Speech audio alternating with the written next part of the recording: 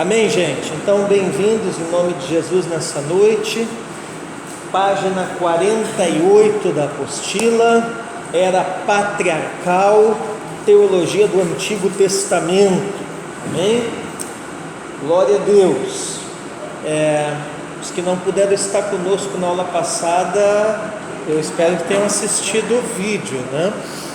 Hoje eu falei no WhatsApp com a irmã Eva, e eu disse: irmã Eva, olha lá, olha os vídeos. Não, professor, estou assistindo. Tá bom, Deus está vendo. Deus está vendo se você está vendo, né? Mas assim, o vídeo ele é um recurso didático para essas situações, né? Acontece uma situação de trabalho, uma situação de enfermidade, um rolinho de igreja, você não consegue vir, você tem o vídeo ali, tá? Glória a Deus por isso, né? No meu tempo não tinha nada dessas coisas não, né? Perdeu e pronto, né? Entendeu? Então, gente, hoje nós vamos continuar aqui trabalhando a era patriarcal. E na era patriarcal nós temos ali aquele alicerce, irmão de Santi, aquela fundamentação para um povo que seria levantado, né? Que nós sabemos que é Israel, e nós vamos trabalhar daí esse povo de Israel na próxima era, que é a era mosaica, né? E o grande lance é que acontece, da era patriarcal para a era mosaica, acontece uma mudança teológica, no sentido de que essas eras, todas elas estão relacionadas com o proto-evangelho, né? Lá com Gênesis 3, quando eles caem em pecado, são expulsos do paraíso e começa a entrar não só na raça humana, mas toda a criação ser afetada por essa queda, e Deus vem com o chamado proto-evangelho, dizendo: olha, um dia o fruto do ventre da mulher vai vir, vai esmagar a cabeça da serpente e esta lhe ferirá o calcanhar, né? Claro que nós sabemos hoje que Deus estava se referindo a nosso Senhor e Salvador Jesus Cristo, o Messias, que viria milênios depois. Mas eles não tinham essa perspectiva, né? Para eles seria algo assim a curto prazo, né? Então você vai vendo ali que cada era ela tem os seus representantes da aliança com Deus, né?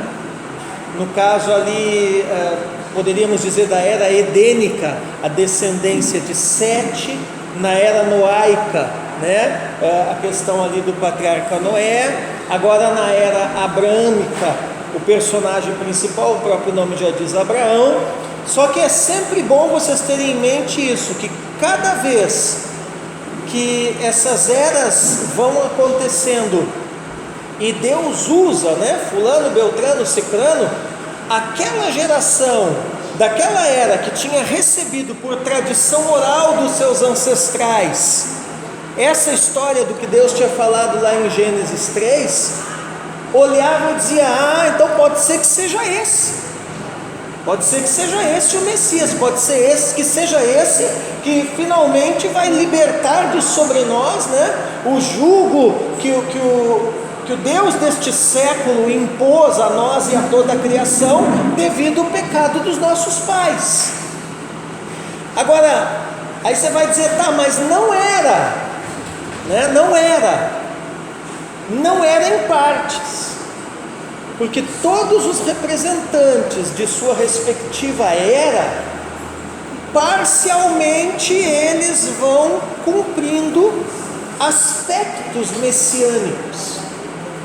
Então você imagina assim, pastor Mira, como uma autoestrada que você está dirigindo, né? E você, tipo assim, tem um destino que você sabe que vai chegar, mas daqui a pouco começam a aparecer, Rafael, placas na beira da estrada. E todas essas placas, elas vão confirmando, vamos dizer assim, que aquela estrada conduz a tal destino. Então, elas não são o destino, mas elas, como indicativos, já fazem parte do destino. Então, assim, Patrícia, são os representantes destas eras. Eles não são o Messias, mas eles já são indicativos que fazem parte, lá no final da história, que nós sabemos que é Jesus, né?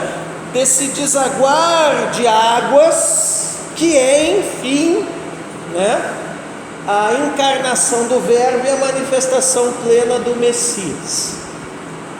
E se você olhar isso daí na história, pastora Simone, nós vamos ver que esse negócio é meio cíclico, porque na era da igreja se repetiu exatamente a mesma coisa, quando Jesus fala, por exemplo, da sua segunda vinda, né? Quer dizer, falou da segunda vinda, a geração dos apóstolos já esperava que aquilo ali ia acontecer dali poucos anos.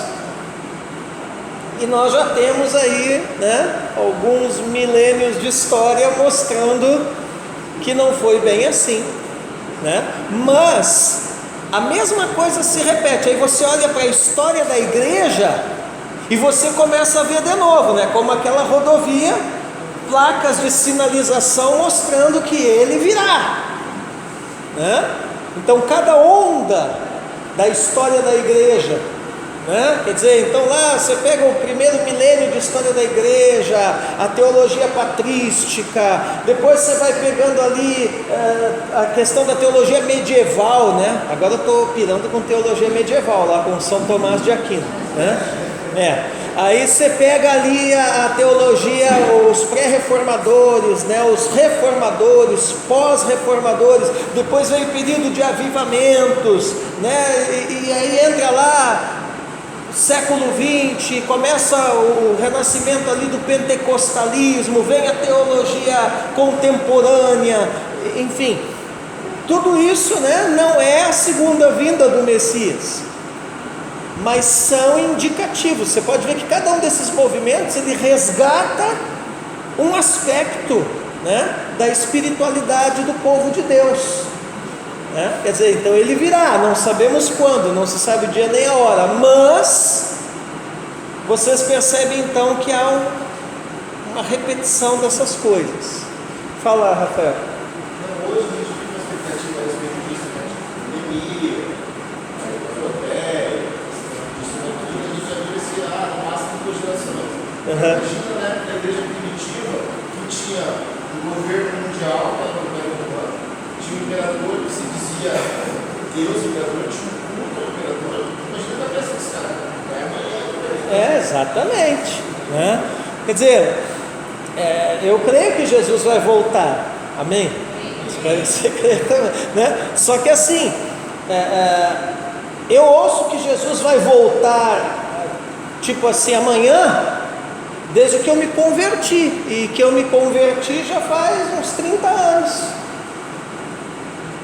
Eu não estou dizendo que ele não vai voltar, e nem que nós não devemos estar preparados, né? O que eu estou dizendo é que o tempo de Deus não é o mesmo nosso, né? Então assim, temos que cuidar os extremos com isso, né? Não vamos fazer como aquele pessoal lá que em algumas ocasiões da história da igreja vendeu tudo que tinha, foi para cima de um morro, porque alguém calculou lá que Jesus ia voltar não sei que data, e foi um fiasco danado porque ele não voltou, né? Mas também não vamos fazer como outro extremo que diz, não, isso daí é tudo simbólico, tudo bobagem, vai voltar coisa nenhuma, vamos viver a vida. Também não é assim, né? Então é aquela história do reino de Deus, é o já e ao mesmo tempo ainda não. O reino de Deus é já, porque ele já está presente, né, no mundo, né, através da igreja. O reino de Deus está em nós e ele é através de nós, mas ao mesmo tempo ele ainda não. Por quê? Porque ele não se consumou, Beriana, materialmente falando, de forma palpável, como governo teocrático, de fato. Ele não se consolidou ainda dessa forma. Deu para entender? Bom, vamos lá.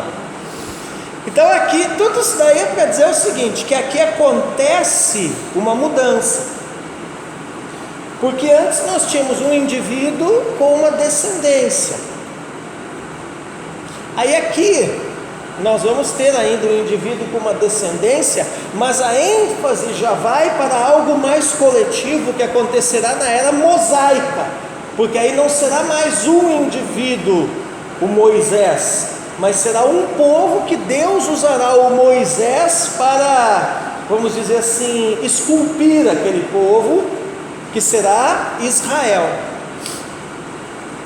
E aí acontece uma mudança na mentalidade teológica, porque aí começa-se a entender o seguinte, que o que Deus quer em todo esse negócio de salvação, restauração, Messias e tal, não diz respeito a fulano, beltrano, ciclano, ou a família A, B ou C, mas é um projeto mundial para todas as nações da terra, e para levar nações à presença do Senhor. Isso é um pensamento lógico, né? Precisa de uma nação sacerdotal, que depois lá na era mosaica vai ser levantada, criada, como eu disse, esculpida, chamada Israel. E o plano mudou hoje? Não. Quem é a nação hoje? Igreja. Que é Israel espiritual. Por quê? Porque o original não entendeu e se afastou disso. Então temporariamente Deus os paralisou, vamos dizer assim, embora não tenha aberto mão do projeto com relação a eles, né? E levantou então de judeus e gentios uma outra nação chamada igreja, para dar continuidade a esse grande e cósmico. Você tem que entender que o projeto da salvação de Deus é um evento de proporções cósmicas, é um projeto cósmico. Amém? Bom, muito bem. Então, um correto entendimento do conceito e caráter do reino de Deus, assunto fundamental da teologia do Antigo Testamento, passa por uma compreensão correta da aliança de Deus com Abraão. E essa aliança, onde que vai aparecer, Fábio? Gênesis 12, do 1 ao 3. Então, o texto-chave da era abraâmica é Gênesis 12. Boa pergunta de prova, né? O que diz lá? Uma joia esqueceu a apostila? Você tem alguma ideia? Pega a minha aqui. O que diz lá? O Senhor disse a Abraão: saia da sua terra, da sua parentela e da casa do seu pai, e vá para a terra que lhe mostrarei. Farei de você uma grande nação, e o abençoarei, e engrandecerei o seu nome.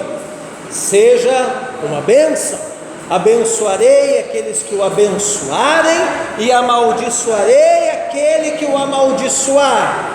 Em você serão benditas todas as famílias da terra. Eu quero que você sublinhe ali: farei de você uma grande nação. Sublinha isso. E sublinha o final ali do trecho: em você serão benditas todas as famílias da terra. Por que eu estou mandando vocês sublinharem essas duas passagens desse trecho bíblico aqui, pastor Miro? Porque aqui está o projeto: um homem, né? Uma nação, Israel, e por meio da nação sacerdotal, todas as famílias da terra. Entendeu, Eliana? Está aí. E isso você vai ver que nos outros momentos da trajetória do patriarca, né? Abrão, que depois vira Abraão, né? Abraão é pai exaltado, né? Abraão, pai de muitas nações, né? Então está ali, ó, essa promessa depois, à medida que a Bíblia vai contando a história, vai narrando a trajetória dele, vai sendo repetida em outros trechos que estão ali citados. Vamos olhar algumas particularidades disso, né? Então, algumas particularidades. Não possui nenhuma condição ligada a ela. Você percebeu que aqui é diferente das outras eras, né? Porque sempre que Deus fazia uma promessa numa era, tinha uma condição, né? Faça isso, que eu te dou aquilo. Seja assim, que eu serei assado. Agora aqui não, né? Aqui não. Outra coisa, talvez a única condição seria ele sair da sua terra, mas você vê que no trecho ali não é colocado isso de forma condicional, mas de forma imperativa: sai. Deus não disse assim, se você sair da sua terra. Então, por isso que eu não coloquei como uma condição isso aqui, tá? Outra coisa, aqui nós temos uma promessa literal, né? Então, todos os elementos mencionados devem ser entendidos literalmente. Isso aqui é um princípio de interpretação. Depois em hermenêutica eu ensino isso para os meus alunos, né? Então, tipo assim, você não pega uma passagem que tem elementos, página 49, né? 48 ainda? 48, fim da página.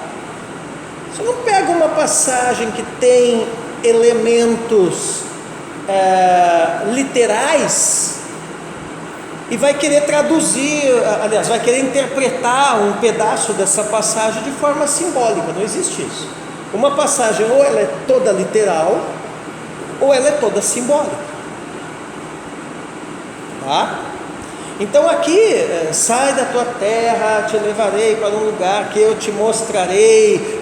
É chão mesmo, é terra mesmo, é geografia, é território, é disso que Deus está falando, né? É uma região geográfica, não é um símbolo do céu, alguma coisa assim. Então a promessa de Deus a Abraão, né, que fundamenta toda a era abraâmica, que nós estamos estudando de teologia do Antigo Testamento, ela é uma promessa literal, não tem elementos simbólicos nela. Outra coisa, é uma aliança eterna. Por quê? Porque nós vimos bem aqui na aula passada, quem esteve nessa aula, né, que as promessas de Deus a Israel permanecem válidas. Então você pega lá Romanos, o capítulo 11, você vai ver Paulo falando e mostrando que nada no que diz respeito ao propósito de Deus para com o povo judeu e para com a nação de Israel foi anulado, invalidado, apagado, esquecido. Não, só está em alguns aspectos temporariamente pausado.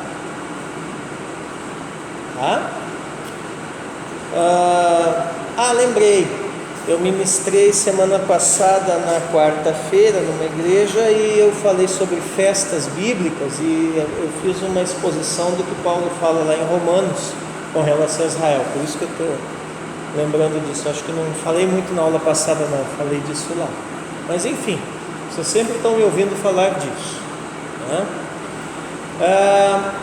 Outra coisa, aqui nós vimos umas particularidades gerais da promessa abraâmica, tá?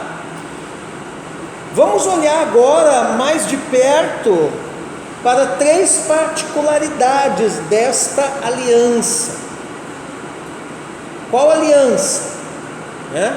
Vamos ler de novo, volta ali Gênesis 12, 1 ao 3, vamos ler de novo em voz alta. O Senhor disse a Abraão: saia da sua terra, da sua parentela e da casa do seu pai e vá para a terra que lhe mostrarei. Farei de você uma grande nação e o abençoarei e engrandecerei o seu nome. Seja uma bênção. Abençoarei aqueles que o abençoarem e amaldiçoarei aquele que o amaldiçoar. Em você serão benditas todas as famílias da terra. Amém? Tá. Primeira particularidade, promessa de terra. Sai da tua terra e vai para a terra que te mostrarei. Então, qual era o chamado? Sair lá de Ur dos Caldeus em direção a uma outra terra. E essa promessa vai se confirmar em Gênesis 13, 14 ao 18, por aquilo que nós chamamos de aliança com sapatos. O que aparece lá em Gênesis 13, do 14 ao 18? Aquilo que nós chamamos de um ato profético. Vocês já viram isso aí lá? A tua irmã, a irmã Leila faz muito isso aqui, né? A irmã Leila faz muito. Eu acho que ela chama de caminhadas de oração, né? Então, a irmã Leila, a irmã da pastora Simone, né? Minha vizinha aqui embaixo, ela faz muito isso, né? Ela pega aí as intercessoras, guerreiras lá da turma dela, e ela sai pela determinada região que Deus mostra, não sei se ainda faz, mas fazia muito, né? Caminhando e orando, né? Aprendeu isso com o apóstolo Jair. Isso. O apóstolo Jair trouxe isso. Isso é teológico, tá? Está na Bíblia. Só que o nome teológico disso, né, é aliança com sapatos. Depois conta para elas. Aliança com sapatos. Então olha ali, vamos ler, Gênesis 13, 14 a 18. O Senhor disse a Abrão, depois que Ló se separou dele: erga os olhos e olhe de onde você está, para o norte, para o sul, para o leste e para o oeste, porque toda esta terra que você está vendo, eu a darei a você e a sua descendência para sempre. Então, primeira coisa, né? Veja, farei a sua descendência como o pó da terra, de maneira que se alguém puder contar o pó da terra, então será possível também contar os seus descendentes. Ok? Levante-se e percorra essa terra, ou seja, caminhe nessa terra, bota o seu pé nessa terra, faça uma caminhada por essa terra, caminhada de oração, caminhada profética. Vamos lá, no seu comprimento e na sua largura, porque eu a darei a você. E Abrão, mudando as suas tendas, foi morar nos carvalhais de Mamre que estão junto a Hebrom, e ali edificou um altar ao Senhor. Uma outra característica muito forte em Abrão, e depois o patriarca Isaac e Jacó também fazem isso, né? É que cada lugar que eles estabelecem o seu acampamento, eles erguem um altar. Então nós chamamos de altar e tenda, né? Tem uma mensagem que eu prego sobre isso, vida de altar e tenda, né? Agora sim, você tem que entender o seguinte, tá? Isso aqui são chefes tribais, né? Então, às vezes eu vejo uns filmes por aí que é só para acabar, né? Meia dúzia de gato e um cara com uma barraca, né? Fazendo o papel de um patriarca desse. Não é assim. Um cara desse tinha camelo, tinha ovelha, tinha jumento, tinha escravos, escravas, mulher, um monte de filho, um monte de tenda, entendeu? Tudo quanto é bicho que você imagina, né? E não era bem assim, um clã desse se locomover, mudar de um lugar para o outro. Isso exigia uma logística violenta, né? E ele fazia o papel não só de chefe do clã, no que diz respeito a decisões práticas, mas também ele exercia o papel de líder religioso daquele clã. Por isso que ele estabelecia também um altar, né? E não era assim acampamento que o cara lá montou tudo aquela coisa lá um mês e depois foi não sei para onde. Não, tem lugares que eles ficam por anos ali. Então de fato eles marcam a terra com a estadia e a presença deles, né? E eles vão crescendo cada vez mais. Então quando um patriarca desse, um líder desses, né? O cara fazia uma movimentação naquela região, naquela geografia, todo mundo ficava sabendo, porque não tinha como fazer a movimentação daquele povo todo que fazia parte do seu clã, era algo que não tinha como passar despercebido, tá? Então, Gênesis 15, 18 a 21, ó, tem uma outra informação interessante. Vocês estão vendo como a gente tem que prestar atenção em determinadas passagens, né? Veja bem, primeiro trecho importante, Gênesis 12, né, que nós lemos 1 ao 3, Deus faz a promessa. Depois o que? Nós lemos aqui, né, para Deus falar, Deus vem falar aqui no verso 1 essa especificidade, né? Faça uma aliança de sapatos. Agora no 15, 18 ao 21, Deus vai falar o tamanho da terra. Então Deus não só mostra o lugar, mas fala até o tamanho. Olha ali. Naquele mesmo dia o Senhor fez aliança com Abraão, dizendo: a sua descendência dei esta terra, desde o rio do Egito até o grande rio Eufrates, a terra dos queneus, dos quenezeus, dos cadmoneus, dos heteus, dos ferezeus, dos refaíns, dos amorreus, dos cananeus, dos girgazeus e dos jebuseus. Gente, isso não é pouca terra. Qual é o grande rio do Egito? O Nilo, claro. Quer dizer, desde o sul, lá da península do Sinai, até o Eufrates. Onde que está o rio Eufrates? Lá para cima, perto do Iraque. Em outras palavras, isso aqui é todo o Oriente Médio.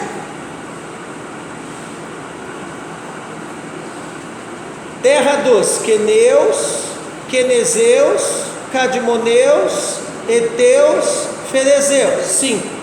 Refaíns, amorreus, cananeus, girgazeus, jebuseus. Quantos povos moravam nessa terra? 10. Então isso aqui não é pouca terra não, é a região correspondente a 10 nações que Deus tinha prometido para ele.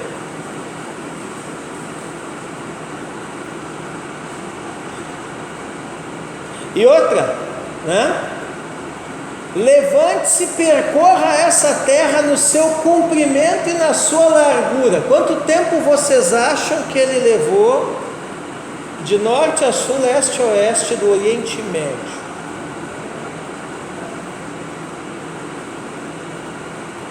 Vocês estão vendo? Quando a gente coloca a geografia na jogada, a perspectiva muda, né? Que tu lê ali, o cara levou, né? Negocinho um dia ali, uma semaninha, deu caminhada em volta das tendas. Não.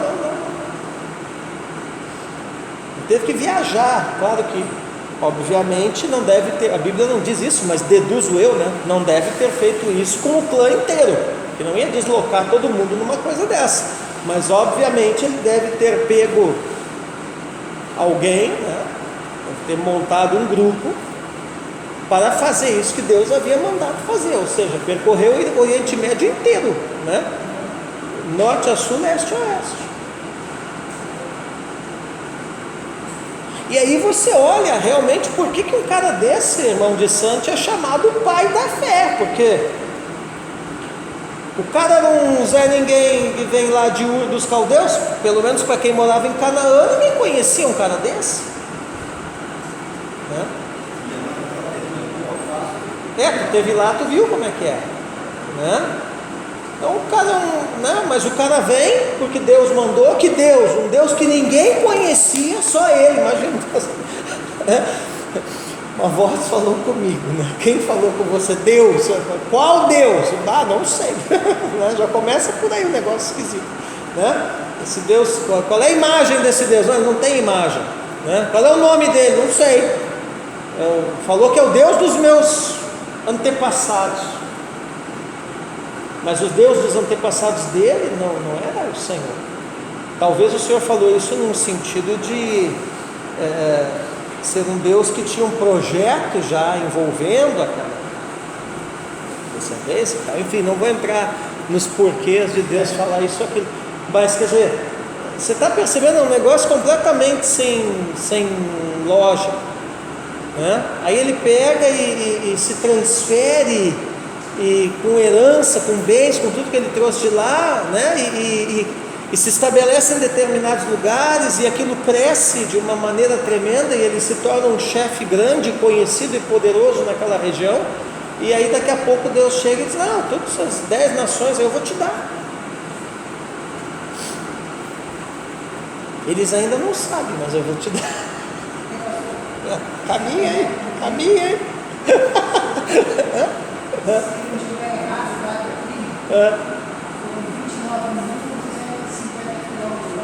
Aí, ó, viu? O que o Google não responde, né? 29 mil quilômetros, irmão. Né? Oi? Porra! Né? Viajando isso aí, que viaja, sei lá, no lombo de um camelo, de um jumento, mas imagina quantos dias leva para percorrer uma distância dessas. Oi? Não, virava em lavoura, com certeza. E aí em Deuteronômio 30, 1 a 10, vai aparecer mais características dessa terra prometida, lá na aliança palestiniana, que nós vamos ver isso depois, tá? Dá uma olhada aí na sua Bíblia, Deuteronômio 30,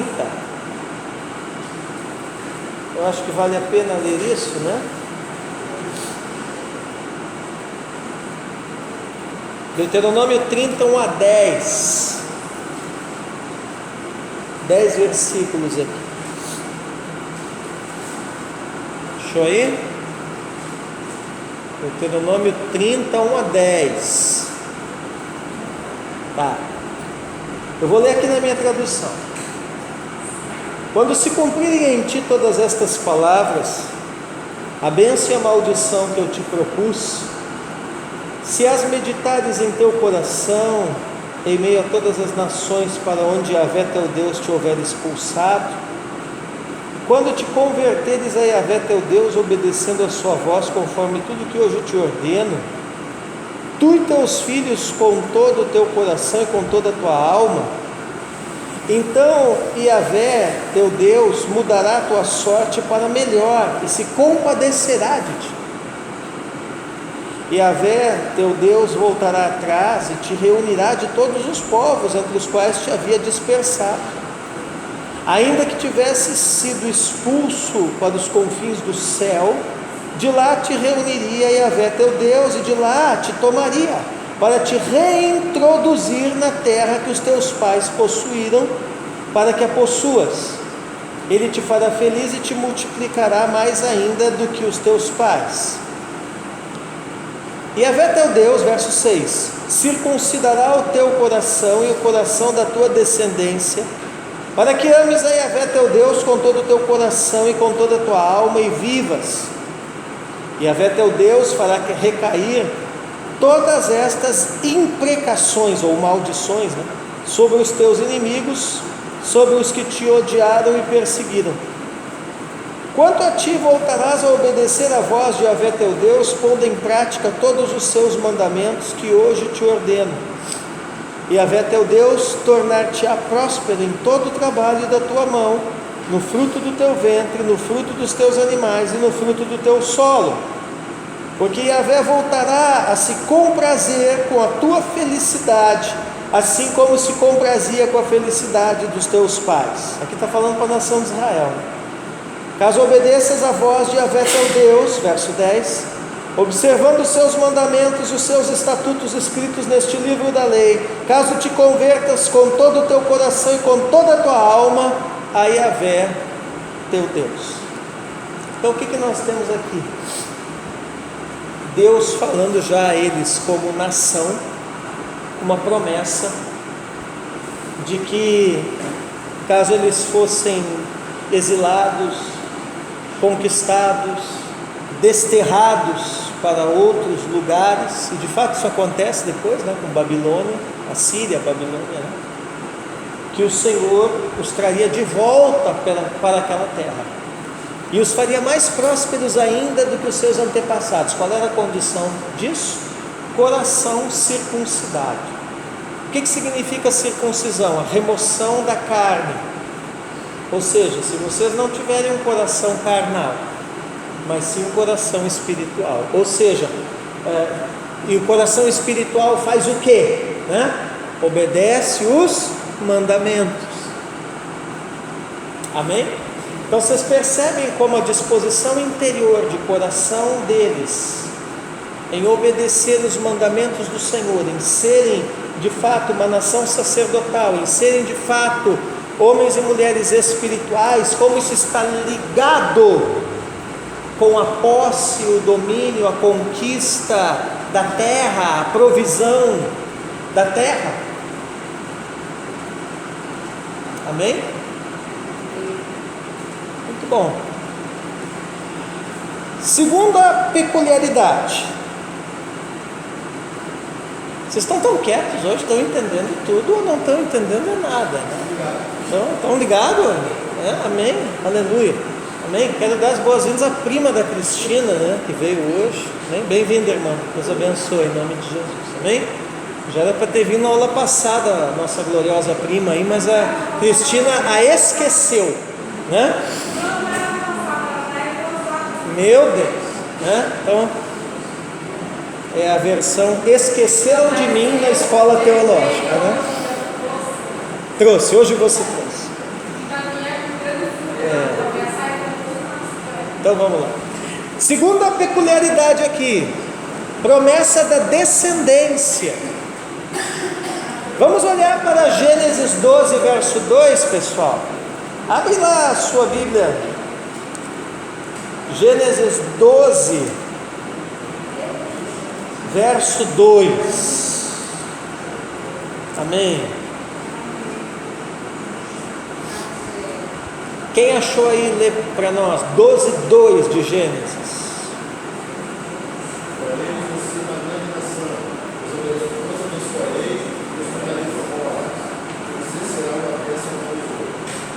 Amém.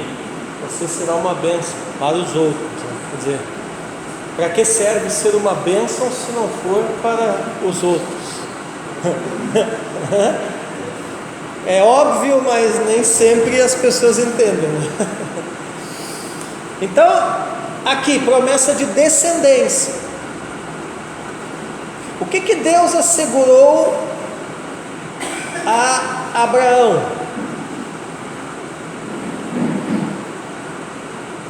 Que levantaria uma grande nação a partir dele. Detalhe, ele tem 75 anos aqui e ele não tem filhos, e a mulher é estéril,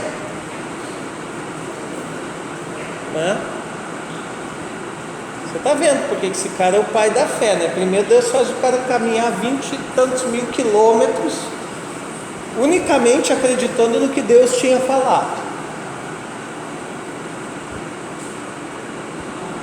Quer dizer, o que Deus está falando com você nesse exemplo de Abraão? Deus está falando, vamos trazer a verdade prática para a sua vida. Né? Deus está falando é o seguinte, né? Falar eu falo, mas a atitude é tua. Prometer eu prometo, mas eu não vou vir andar os 20 e tantos mil quilômetros por você. Deu para entender, né? Aí agora aqui, né? Deus faz uma promessa para um cara, hoje diríamos assim, já está na terceira idade. Naquela época não daria para dizer muito isso, mas já, né? Tanto tempo possivelmente tentando filhos e nada, né? Então Gênesis 12 verso 4 diz uma coisa interessante, vamos ler. Partiu, pois, Abrão com o Senhor, como o Senhor lhe havia ordenado, e Ló foi com ele. Abrão tinha 75 anos quando saiu de Harã. Ora, por que você acha que Ló vai com ele? Porque nós somos informados que o pai de Ló havia morrido. Então provavelmente o sobrinho ali estava como uma espécie de filho adotivo. Depois vai surgir um outro fulano na história que é Eliezer de Damasco. E Deus mostra claramente que não está falando de nenhum desses dois fulanos aí para ser o filho da promessa, para ser o descendente, né? E aí depois você sabe, tem toda a história lá de Agar, que a própria Sara que mete as mãos pelos pés e no fim aparece Ismael, né? E mais uma vez Deus fala também que não estava falando disso, não era nem esse também, né? Você vê que na verdade são 3 tentativas, né? Quer dizer, primeiro leva Ló, tira colo. Deus não tinha mandado levar Ló.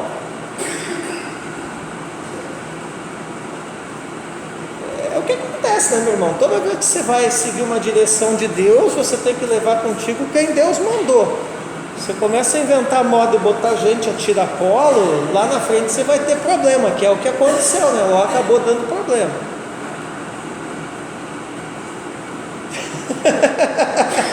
Deus está falando, não sei, né?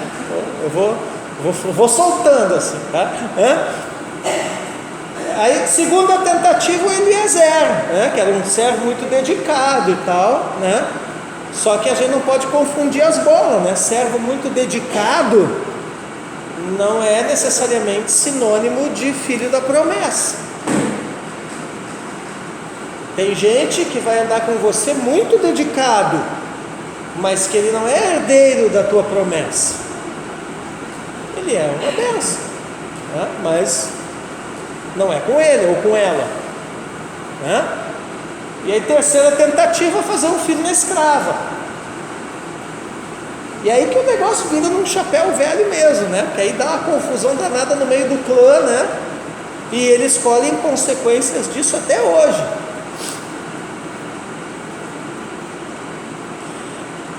Em Gênesis 17:6, a promessa vai sendo ampliada. Vocês percebem que Deus vai soltando pedaços, vamos dizer assim, da revelação para ele gradativamente, né? Quer dizer, em 12:4, né? Aliás, em 12:2, Deus fala que vai levantar dele uma nação, tal, né? Agora em 17:6, Deus já começa a falar de fecundidade. Por que você acha que Deus vem falar de fecundidade para ele? Porque a mulher é do quê? Estéril. Ali, ó. Farei com que você seja extraordinariamente fecundo.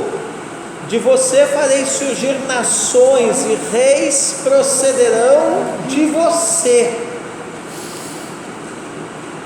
O cara tem que ter muita fé para ouvir Deus falar isso sendo casado com uma mulher estéril. E é tremendo o alcance desse negócio. O alcance histórico aqui nem se fala. Então você pega lá uma outra aliança, que depois nós vamos ver mais lá na frente, a aliança davídica, né?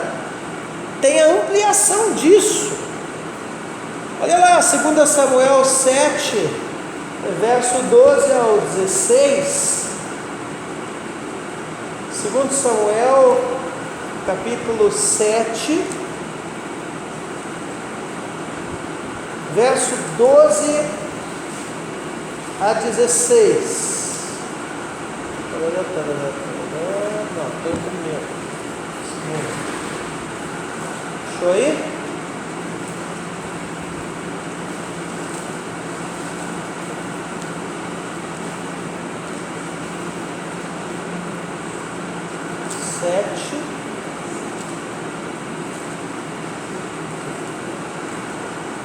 Profecia de Natã, né? 12 ao 16. Natã falando para Davi: e quando os teus dias estiverem completos e vieres a dormir com teus pais, quer dizer, morrer, né? Farei permanecer a tua linhagem após ti, gerada das tuas entranhas. Vocês estão vendo que essa tradução é bem diferente, depois eu vou falar dessa Bíblia. E firmarei a sua realeza, será ela que construirá uma casa para o meu nome, e estabelecerei para sempre o seu trono. Eu serei para ele um pai, e ele será para mim um filho. Se ele fizer o mal, castigá-lo-ei com vara de homem e com açoites de homens. Mas a minha proteção não se afastará dele, como a tirei de Saul, que afastei de diante de ti. A tua casa e a tua realeza subsistirão para sempre diante de mim, e o teu trono se estabelecerá para sempre. Amém? Deus prometeu isso para Davi através do ofício profético lá de Natã, porque ele era o homem segundo o coração de Deus, beleza, também. Mas isso aqui nada mais é que a ampliação e a confirmação da promessa a Abraão. Davi é descendente. Vocês vão vendo que a história vai rolando e Deus vai mantendo viva essa promessa através desse povo, e vai confirmando, e vai confirmando, e vai confirmando, até chegar ao Messias. Você percebe aqui que nessa profecia de Davi, aliás, nessa profecia de Natã a Davi, né? Você percebe que tem momentos que, obviamente, está falando de Salomão, mas você vê que tem outros trechos dessa profecia.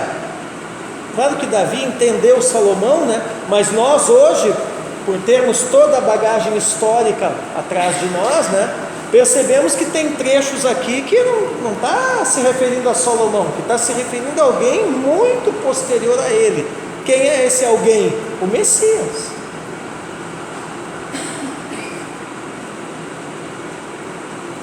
E é interessante aqui, né, a questão do templo, né?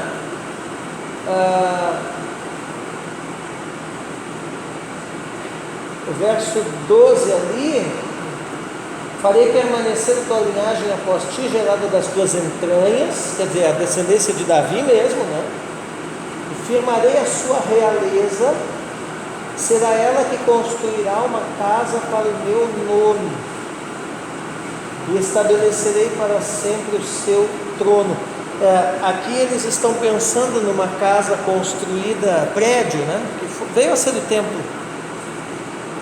Mas depois vocês vão ver que lá Jesus amplia isso de tal maneira, mostrando que o templo não é o prédio, né? Mas ele, eis aqui quem é maior do que o templo.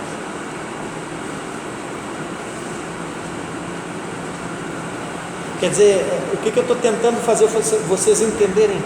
Que o Messias, ele não é uma coisa assim que deu na cabeça de Deus, eu vou encarnar agora. Não, é uma construção espiritual, profética, histórica, que tem por trás dele toda uma tradição, todo um passado. Por isso que os evangelistas fazem questão de trazer o que lá? As genealogias. O que eu estou querendo fazer vocês entenderem? Que as coisas no mundo espiritual, desde a própria encarnação do Verbo, elas não acontecem assim do dia para a noite.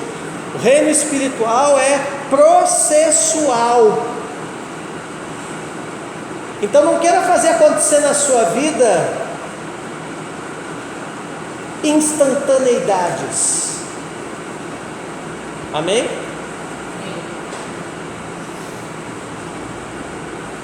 Deixa eu falar uma heresia aqui, porque Deus não cozinha miojo. 3 minutos e está pronto. Não. Deus não é um Deus de instantaneidades. Essas coisas, elas são processuais. E por que Deus move de forma processual? Pela questão da nossa maturidade, precisar estar formada, preparada. Você que chegou aqui hoje pensando por que Deus ainda não fez algumas coisas, não lhe deu algumas coisas, não sei, estou falando assim. Às vezes falamos, às vezes profetizamos, né? Isso aí está relacionado a quê? Né? Está relacionado à sua maturidade. Amém? Né? E estamos vendo aqui 3 peculiaridades aqui da aliança abraâmica. Primeira peculiaridade, promessa de terra, nós vimos. Segunda peculiaridade, promessa de descendência. Terceira peculiaridade, promessa de bênção e redenção. Então, quando perguntar para você o que Deus prometeu a Abraão, a resposta é fácil, né? Terra, descendência, bênção e redenção. Ok? Aí Gênesis 12, o verso 13. Alguém abra lá e leia para mim. Eu gosto sempre de ficar voltando ao texto, né? Gênesis 12, o verso 3. O que diz?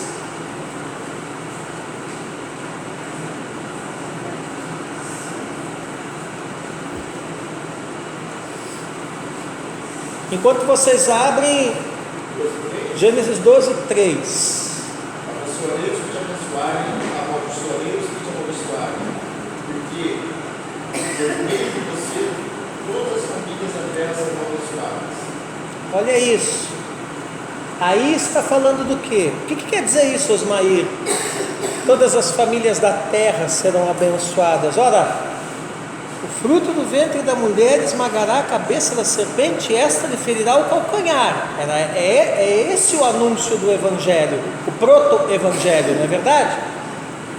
Quer dizer, todas as nações das famílias da terra que estão debaixo do pecado, estão dentro desse desajuste cósmico que Satanás causou, né, serão redimidas. Então, quando fala assim de bênção, em ti serão benditas todas as famílias da terra, que são todas as famílias da terra, senão as nações. Quer dizer, não é bênção no sentido do que nós imaginamos, de benefícios, vamos dizer, materiais, coisas assim. É bênção no sentido de redenção, no sentido daquilo que o Paulo vai falar lá no Novo Testamento, da natureza que geme, quer dizer, da criação que geme, aguardando com expectativa essa manifestação dos filhos de Deus. Por que há essa expectativa? Porque é nessa manifestação dos filhos de Deus que acontece essa plenitude de redenção. toda a criação será redimida. E quem são os filhos e filhas de Deus? Paulo vai dizer, né? São todos os que são da fé. E a paternidade deles é em quem? Se a legalidade, a redenção é no Messias, a paternidade é em Abraão. Nossa, velho, milênios de história, duas alianças conectadas, em poucas palavras de Paulo. Quer dizer, você começa a enxergar a Escritura de uma forma plena, ampla. Então, através de Abraão, Deus prometeu abençoar as famílias da terra. Isso vai ser ampliado, como acabei de dizer aqui, na nova aliança. Outra coisa, tira da sua cabeça esse negócio que nova aliança é só no Novo Testamento.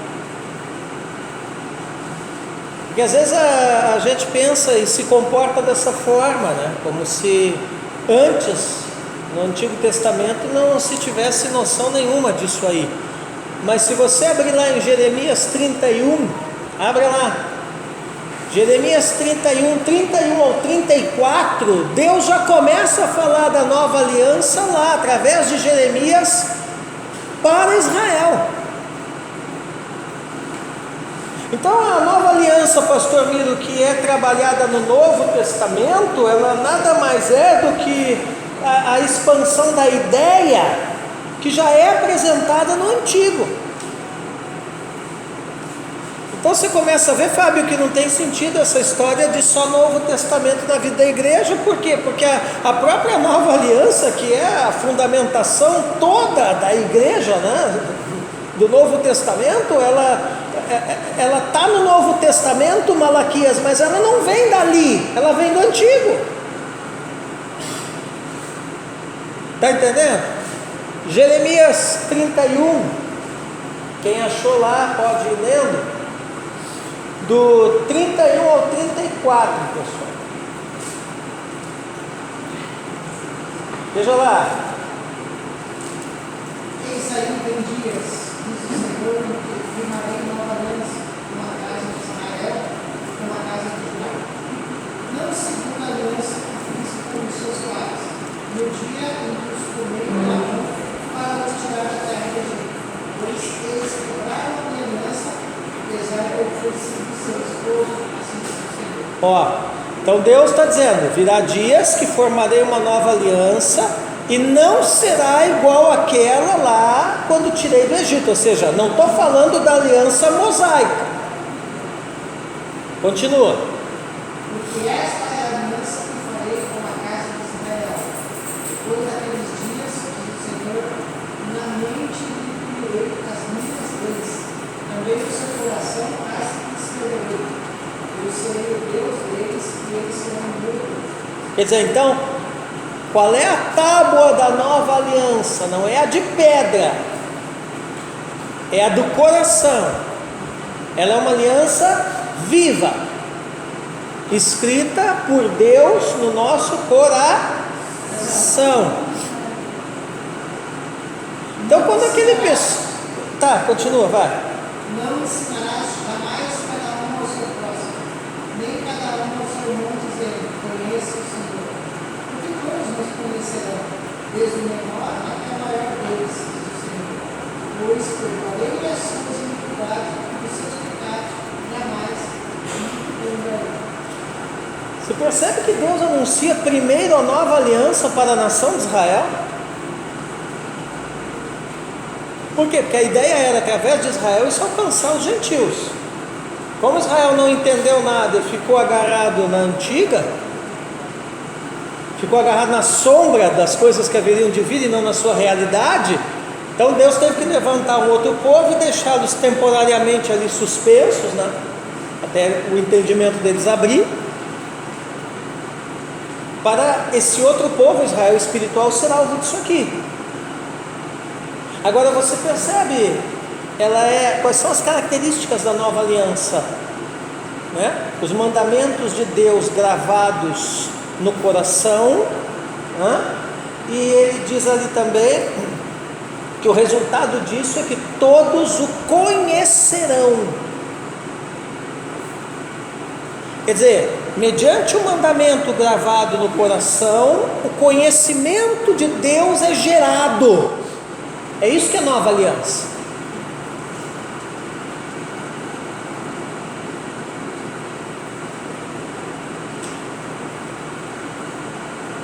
A gente ouve muita bobagem por aí. Com certeza vocês já ouviram algumas, né? Tipo assim, né? O irmão falou lá que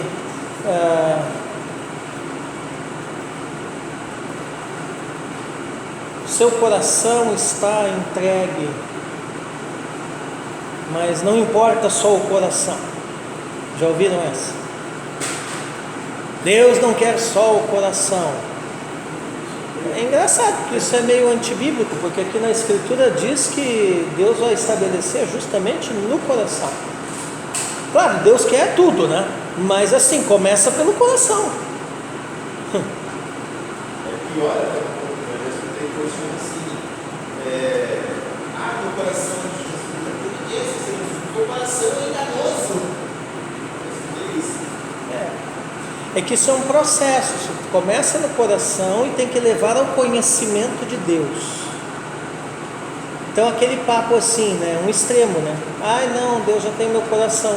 Tá, tudo bem, mas como é que está o seu procedimento? Tudo errado. Então Deus não tem seu coração coisa nenhuma.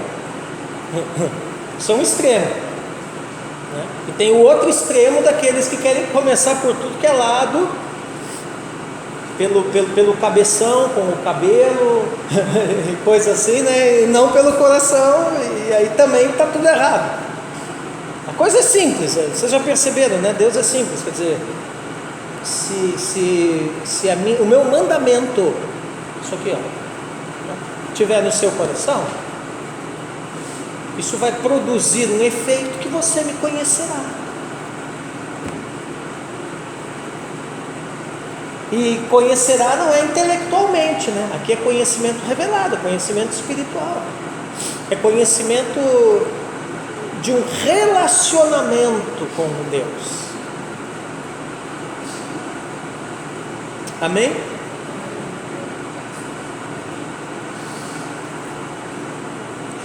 Eu estou com uma coisa girando aqui dentro dos meus miolos há uns 10 dias. E a pergunta é a seguinte: até que ponto nós somos realmente convertidos?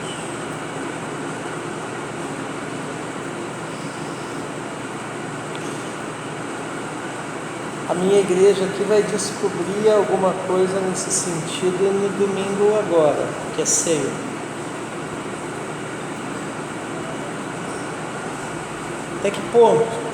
Né? Qual é o ponto de transformação na nossa vida? E a Bíblia responde isso, né?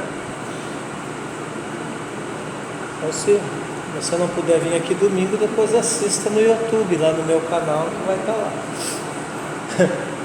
Mas assista. Mas isso aqui eu estou mastigando esse negócio, né? Eu ia pregar esse domingo e Deus disse assim: não, você tem que ruminar mais. Aí até a Cristina que pregou esse domingo, foi uma bênção, né?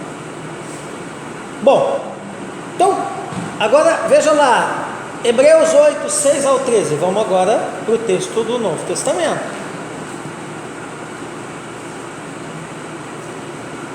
Hebreus 8.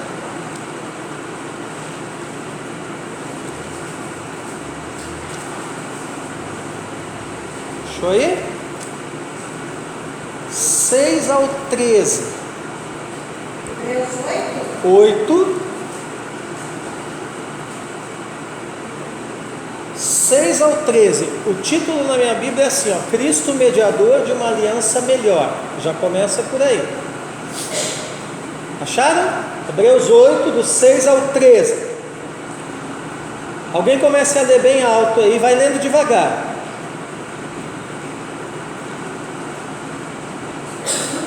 Mas agora alcançou ele ministério tanto mais excelente, quanto é mediador de um melhor conselho, que está confirmado em melhores promessas. Tá, o que o escritor está dizendo? Que o ministério de Cristo é superior, né? Que ele, lembram que nós falamos do conceito do mediador? Que ele é o mediador de uma aliança melhor, e se a aliança é melhor, as promessas são melhores. Ok, continue, verso 7. Porque se aquele primeiro fora irrepreensível, nunca se teria buscado lugar para o segundo. Quer dizer, o que é a nova aliança? É um aperfeiçoamento, ou é a essência, vamos dizer assim, a aplicação prática da primeira, né? Da antiga. Continue. Porque, repreendendo-os, lhes diz: eis que virão dias, diz o Senhor, em que com a casa de Israel e com a casa de Judá estabelecerei um novo concerto. Opa, tá vendo que ele já começa a citar Jeremias aqui? E com quem que é o novo concerto? Com a casa de Israel e com a casa de Judá. Então como é que Israel não tem nada a ver com a igreja? Vamos lá, verso 9. Não segundo o concerto que fiz com os seus pais, no dia em que os tomei pela mão, para os tirar da terra do Egito, como não permaneceram naquele meu concerto, eu para eles não atentei, diz o Senhor. Continue. Porque este é o concerto que, depois daqueles dias, farei com a casa de Israel, diz o Senhor. Porei as minhas leis no seu entendimento, e em seu coração as escreverei. E eu lhes serei por Deus, e eles me serão por povo. Quer dizer, leis aonde? No entendimento. Leis escritas aonde? No coração. Continue. E não ensinará cada um ao seu próximo, nem cada um ao seu irmão, dizendo: conhece o Senhor, porque todos me conhecerão, desde o menor deles até ao maior. Continue. Porque serei misericordioso para com as suas iniquidades e de seus pecados e de suas prevaricações não me lembrarei mais. 13. Dizendo novo concerto, envelheceu o primeiro. Ora, o que foi tornado velho e se envelhece, perto está de acabar. Quer dizer, prestes está a desaparecer. O que acontece com a antiga aliança? Ela se concretiza na prática, na nova. Ela está dentro da nova. Ela é o fundamento da nova. Então, o que nós vemos aqui? O conceito de nova aliança para Israel e Judá no Antigo Testamento através de Jeremias, e a conexão disso com o Novo Testamento, a igreja, através do escritor aos Hebreus, relacionando então a igreja com a bênção espiritual de Israel. E Israel está enraizado em quem? Vem da onde? Abraão.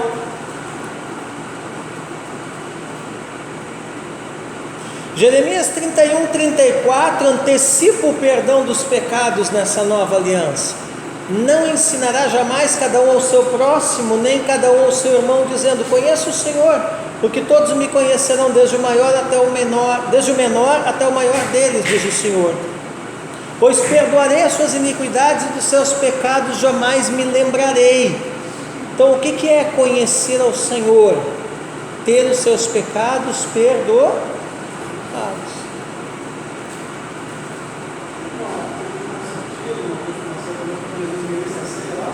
Oi? Tem algum sentido uma ligação com o Levítico 16?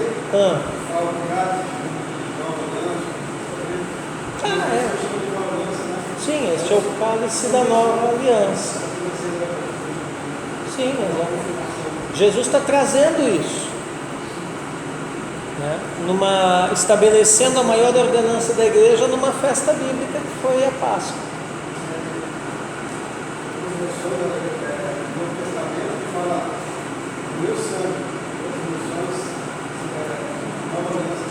Sim, porque Ele é o Cordeiro de Deus que tira o pecado do mundo, né?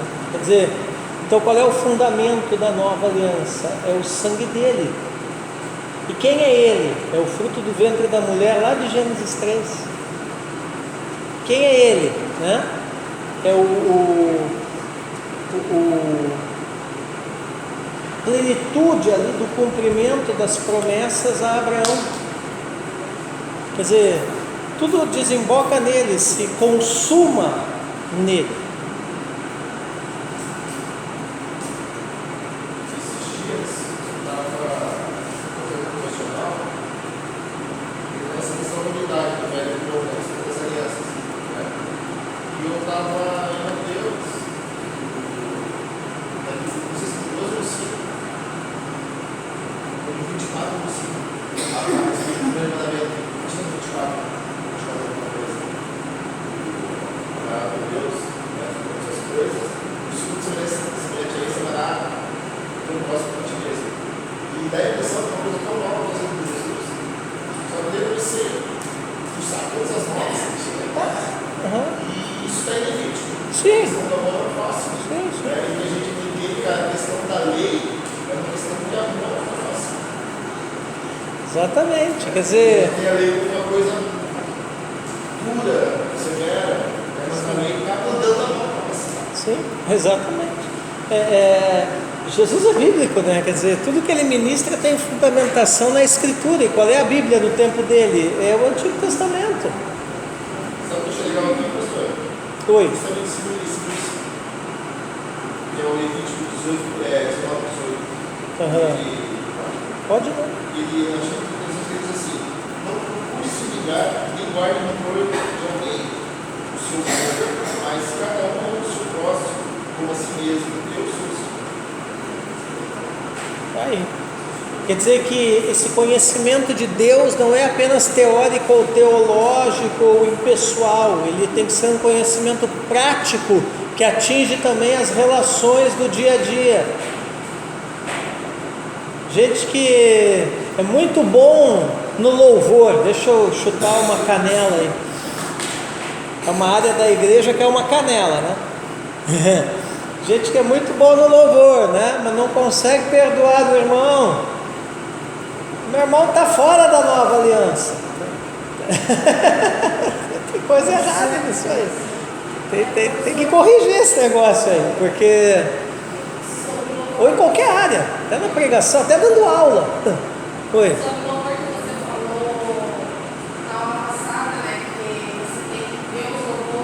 Sim. Se tem a letra de Deus, eu estava conversando sobre isso com uma amiga minha, e agora todos os louvores que ela vai louvar, ela vai escrever uma passagem bíblica, para ela poder lidar, porque não adianta ser igual a louvar, né? Igual a sua cultura.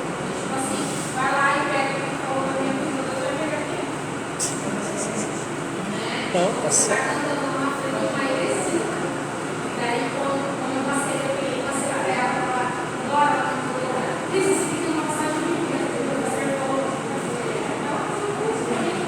eu?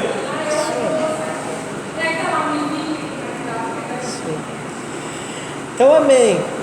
Quando a Escritura nos mostra essa aliança sendo reafirmada em Isaac, percebemos de fato a sua natureza eterna e incondicional. Sublinhe isso na sua apostila aí, meu querido. A sua natureza eterna e incondicional. Boa pergunta de prova, né? Qual a natureza da nova aliança? Eterna e incondicional, né? Gênesis 21, 12, vamos ler juntos. Mas Deus disse a Abraão: não fique incomodado por causa do menino e por causa da escrava, faça tudo o que Sara disser, porque por meio de Isaque será chamada a sua descendência. Gênesis 26, 3 e 4: habite nela e serei com você e o abençoarei, porque a você e a sua descendência darei todas estas terras e confirmarei o juramento que fiz a Abraão, o seu pai. Multiplicarei a sua descendência como as estrelas dos céus, e a ela darei todas estas terras. Na sua descendência serão benditas todas as famílias da terra. Você vê que Deus repete a promessa para Isaac. Amém? Quer ter a promessa? Faça parte da linhagem da promessa.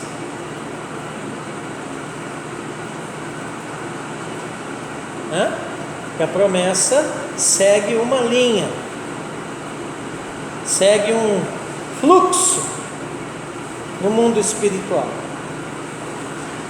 Amém? Mais tarde o Senhor confirmará o mesmo a Jacó. De novo agora, Gênesis 28, 14 e 15. Olha o que Deus diz para Jacó: a sua descendência será como o pó da terra, você se estenderá para o oeste e para o leste, para o norte e para o sul. Ei, você lembra que Deus mandou Abraão lá andar os 20 e poucos mil quilômetros? E aqui está falando do Jacó, do leste para o oeste, do norte para o sul, quer dizer, todo o Oriente Médio. Professor, mas quando foi que isso se cumpriu para valer? Isso se cumpriu no auge do reinado de Salomão. Foi quando eles alcançaram o máximo de expansão territorial em termos de fronteiras. Mas depois começou a regredir. Não por causa de Deus, por causa de Salomão que fez as bobeiras dele lá. Vamos lá. Em você e na sua descendência serão benditas todas as famílias da terra. Eis que eu estou com você e o guardarei por onde quer que você for. Farei com que você volte para esta terra, porque não o abandonarei até que eu cumpra aquilo que lhe prometi. Só que Deus não tinha prometido primeiramente para ele, mas para o avô dele.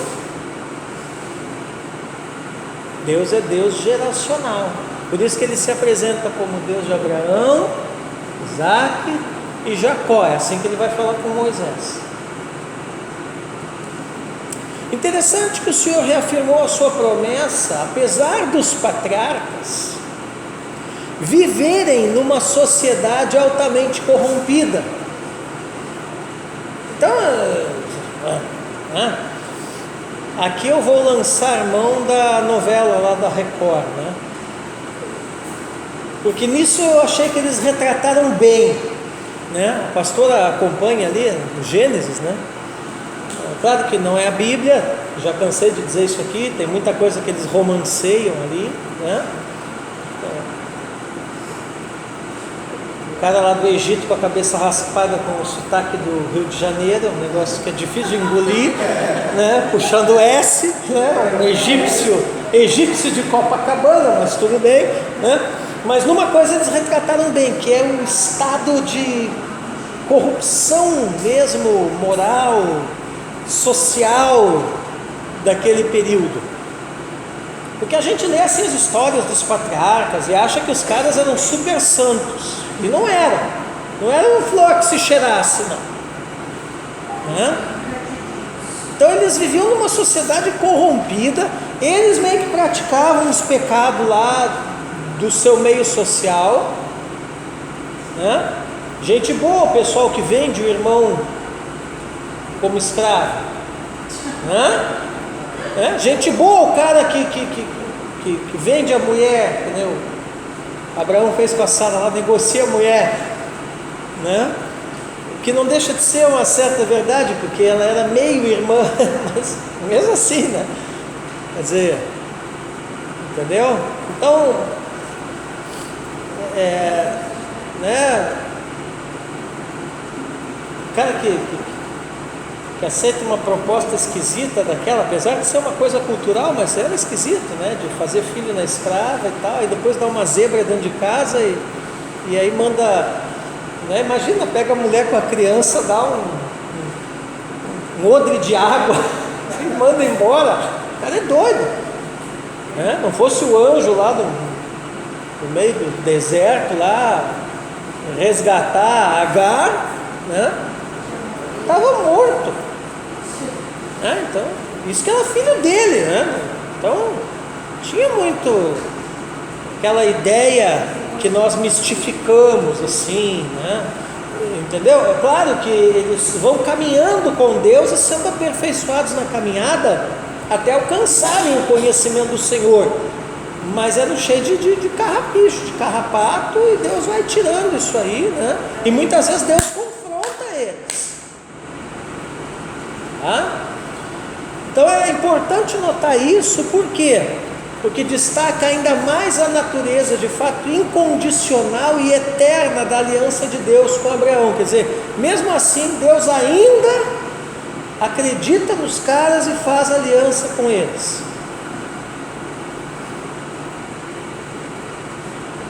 Quer dizer, não é porque Deus tem uma aliança conosco, hein, Patrícia, que nós estamos num estado de perfeição. É exatamente, Francisco, o fato de ter a aliança que dá a Deus a oportunidade de tratar. Amém? Então não reclame quando Deus te tratar na aliança, porque é lá mesmo que o tratamento acontece. Porque a aliança te faz filho, não é, pastora? E filho é passível de ser tratado, de ser corrigido, às vezes até açoitado, não é assim que diz?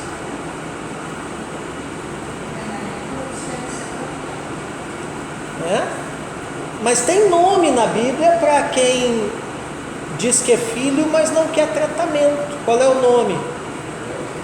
Bastardo.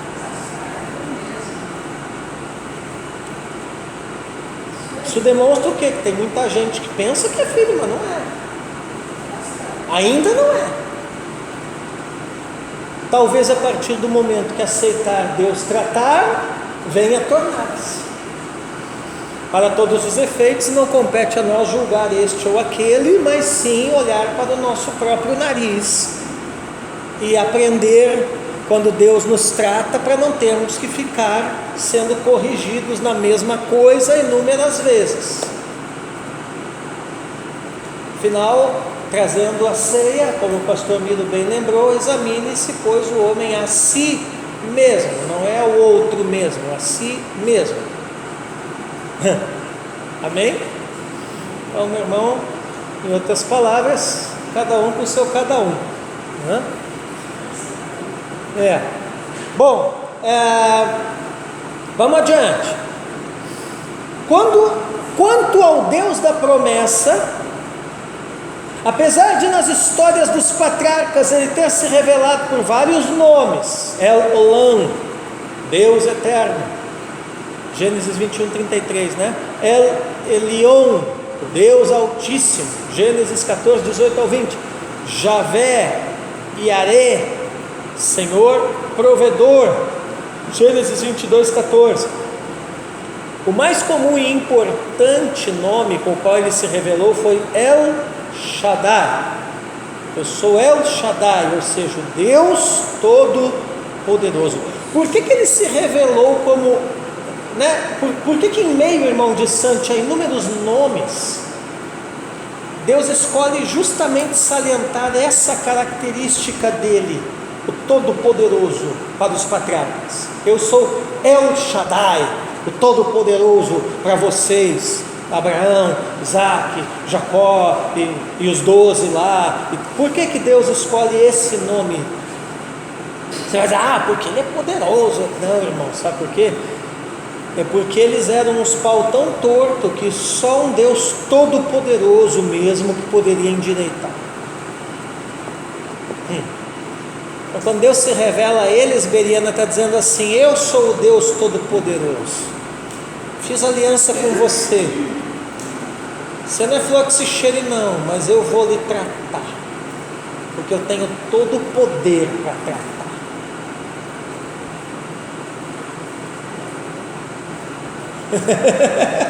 Você nunca pensou nisso, né? Nessa perspectiva, pelo menos. Amém? Mas ele é pai, irmão de Santi. Quando ele nos trata, é para o nosso bem, irmã Joia, para a nossa salvação. Amém? Todas aquelas idas e vindas, altos e baixos da família, da casa, dos patriarcas, José, toda aquela coisa toda, né? É tudo Deus tratando, não um indivíduo, uma família, uma descendência, para levantar uma nação sacerdotal, para, a partir desta nação sacerdotal, tratar as nações da terra.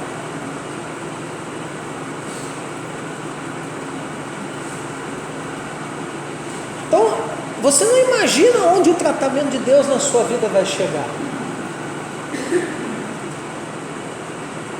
Talvez tem coisas que Deus está tratando na sua vida porque, sei lá, vai refletir lá nas nações da terra. Então não fique, né, reclamando por que é assim, porque às vezes a gente entra nessa, né? Por que a minha vida é assim, por que é assado, por que Deus isso, Deus aquilo, não sei o quê. Mas eu não sei, de repente tem coisa que Deus está tratando na minha, na sua, na nossa vida, que vai refletir lá nas nações da terra. De repente eu estou ensinando para a gente aqui nessa escola que vai lá nas nações da terra. Amém? Esse exemplo que o senhor deu ali é bem igual a cidade de Jonas. Isso, você fez imersão em Jonas, né? Falando em imersão, uma nova imersão virá. Amém? Vocês foguetearam, agora vocês vão ter que aguentar, velho. Uma nova imersão virá. Não tenho data ainda nem nada, mas virá. E essa, meu irmão, se você achou que é de Jonas, moeu. Eu pensei em ir para uma coisa mais técnica, assim, é claro que eu não vou contar o livro, vocês só vão saber o dia que chegar aqui na imersão, né? Mas eu vou dando dicas, eu pensei em ir numa coisa mais técnica e tal, mas Deus me levou para algo mais prático, algo cheirando a Jonas. Então, vamos lá, né? Ore por mim aí para Deus me dar graça e sabedoria e tempo, né, para trabalhar nesse material que eu quero colocar na mão dos irmãos. Bom, já indo para o fim, que página vocês estão? 50. O nome El Shaddai também é utilizado cerca de 30 vezes em Jó, sendo a primeira em Jó 5,17. Alguém já abre lá. Jó 5,17. Isso é normal, pois Jó é um livro com evidências internas muito claras de que a história se deu na era patriarcal. Então, muito provavelmente, no meio desse contexto aí dos antigos patriarcas, né, esteve Jó. Penso eu, na minha cronologia, que ele é mais antigo. mas não se descarta a possibilidade dele estar situado aqui. Fato é que El Shaddai é um nome que destaca a força, entendeu? Poder de Deus, o que é claramente demonstrado no seu padrão de emprego. Aonde que esse nome é empregado, Fábio? Em 6 referências em Gênesis. E na maioria das referências, quando aparece Deus em Jó lá, é o El Shaddai, o Todo-Poderoso. Entende por que eu falei Todo-Poderoso? Para te tratar, porque lá em Jó, ele se dá a conhecer muito por esse nome, El Shaddai. E Jó nós sabemos, nada mais nada menos é que a história do tratamento, e que tratamento, né? De Deus na vida de um patriarca, na vida de um homem. Então imagina tudo que Jó passou e daqui a pouco Deus ia se revelando, né?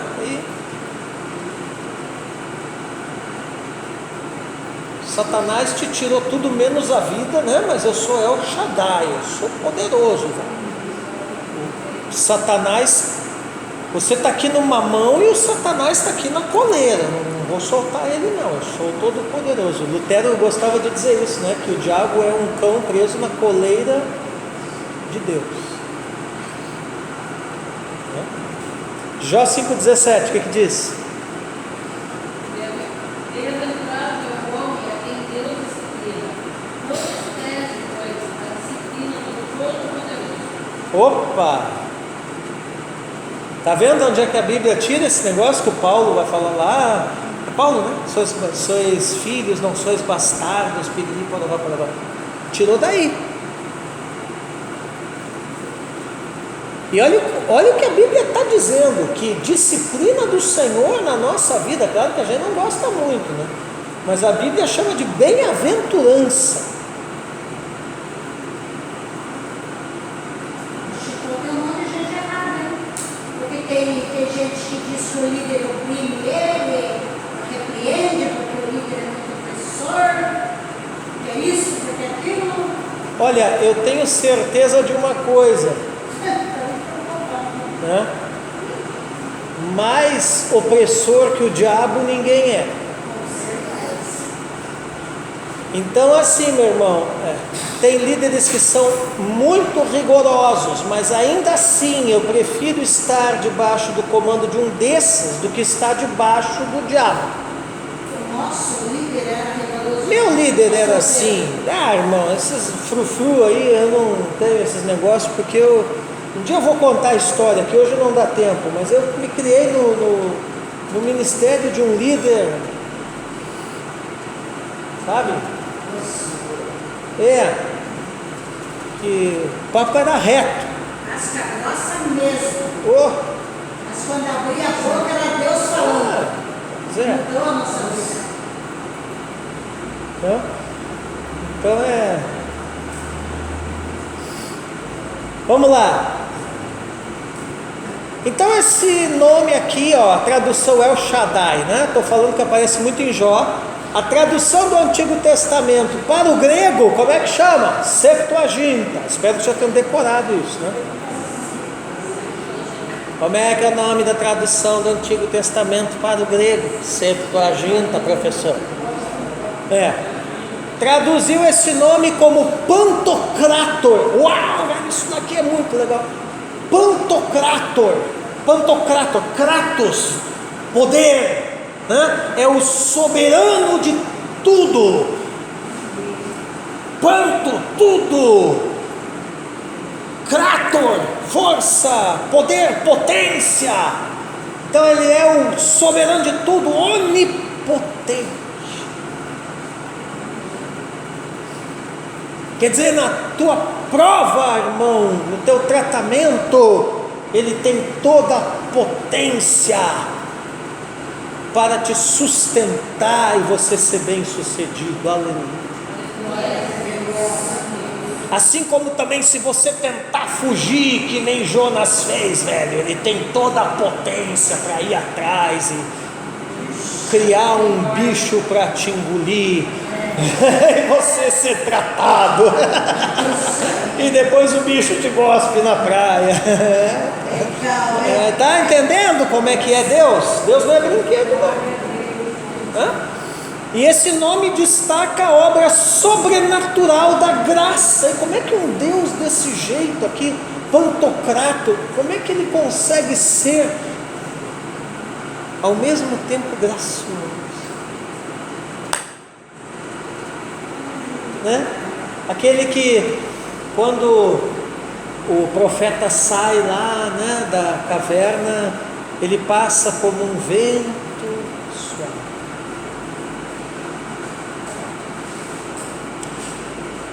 Ele vincula a obra de Deus na criação com a obra de Deus na história. Por isso que eu digo que todo mundo que estuda teologia tem que estudar história. Porque assim, Deus é o Deus histórico, é o Deus dos fatos históricos, né? Os alunos aqui antigos, que é a última matéria desse nível, quem for continuar, né? Primeira matéria já vai entrar em história das religiões, depois vai entrar em história de Israel, história geral, noções, né? História da igreja, história, depois que estudar esse mundaréu de história e ver Deus em tudo quanto é coisa na história, né? Aí nós vamos trabalhar o que? Hermenêutica, princípios de interpretação, está entendendo? Aí só aí vocês já vão estar maduros teologicamente para começar a fazer interpretação de texto bíblico. E aí depois que aprenderem a fazer interpretação, aí entra o que? Teologia sistemática. Aí vão pirar na doutrina. E aí depois só lá no final que vai entrar a homilética, entendeu? Porque aí você tem um arcabouço, né? Já vão ser tudo uns monstrinhos teológicos. E aí sim, aí pega esse troço todo, vai aprender, né, a cozinhar, vai aprender a preparar o troço para servir para a igreja. Glória a Deus. Vocês entenderam a ordem que eu sigo? É uma ordem lógica. Agora, às vezes a gente vê muito seminário por aí, o contrário, primeira matéria querendo ensinar o cara a pregar. O que vai pregar? Pregar o quê? Se não conhece nem doutrina, pregar bobagem.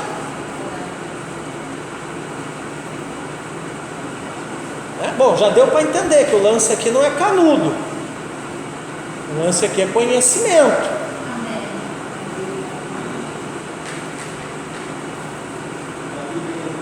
Oi? Canudo não é tudo. Eu tenho um montão de canudo lá, nem sei onde é que anda, meus canudos estão lá em algum canto, né, pegando poeira. Entendeu? O negócio é conhecimento. Você não vai servir a igreja com canudo, irmão. Você vai ter canudo histórico, fica susse que vai ter esse negócio todo, não vou dar o pialo em ninguém não, mas assim, né, o canudo carimbado assim ou assado não vai fazer diferença na igreja. Agora o seu conhecimento teológico profundo, equilibrado, aguçado, isso vai fazer diferença na tua vida e na vida dos outros. Amém?